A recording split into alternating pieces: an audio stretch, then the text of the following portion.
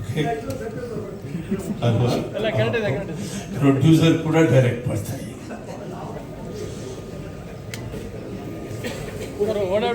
ಚಂದನವನದ ಕಲಾ ಬಂಧುಗಳೇ, ಇವತ್ತು ಒಂದು ಸಂತೋಷದ ದಿನ.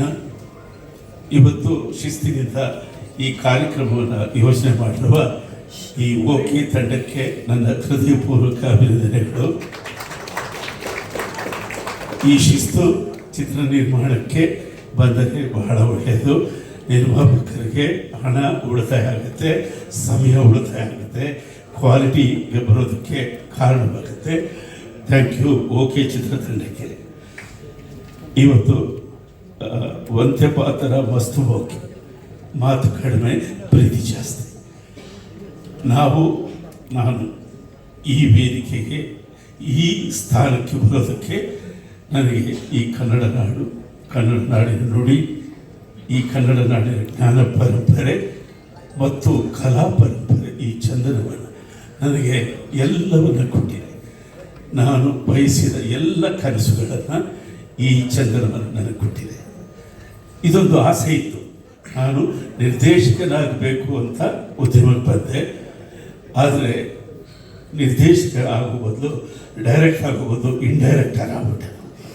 ತುಂಬ ಜನ ಪ್ರತಿಭೆಗಳಿಗೆ ಸಪೋರ್ಟ್ ಮಾಡ್ತಾ ಅವರನ್ನು ಮೇಲೆ ತರುವ ಕೆಲಸದಲ್ಲಿ ಮುಳುಗಿದೆ. ನನ್ನ ಕನಸು ಮುಗಿದಿದೆ, ನನ್ನ ಬದುಕು ಮುಗಿದೇನೋ ಅಂತ ಆತಂಕದಲ್ಲಿದ್ದೆ. ಆದರೆ ಈ ಭಾಷೆ, ಈ ಚಂದನವನ್ನು, ಆ ಕನಸನ್ನು ಕೂಡ ಇವತ್ತು ನೆರವೇರಿಸ್ತಾ ಇದೆ.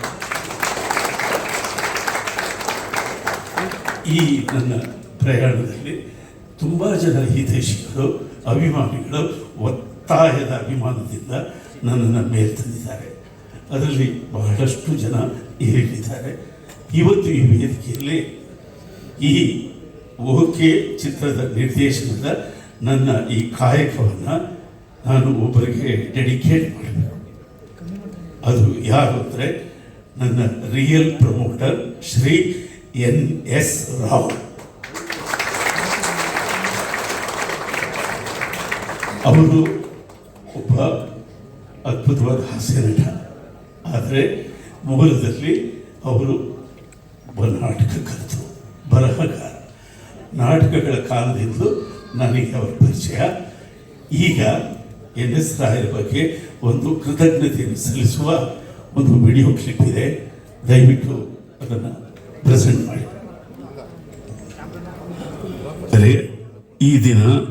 ಈ ದಿನದ ಈ ಸಂಭ್ರಮ, ಈ ಚಿತ್ರದ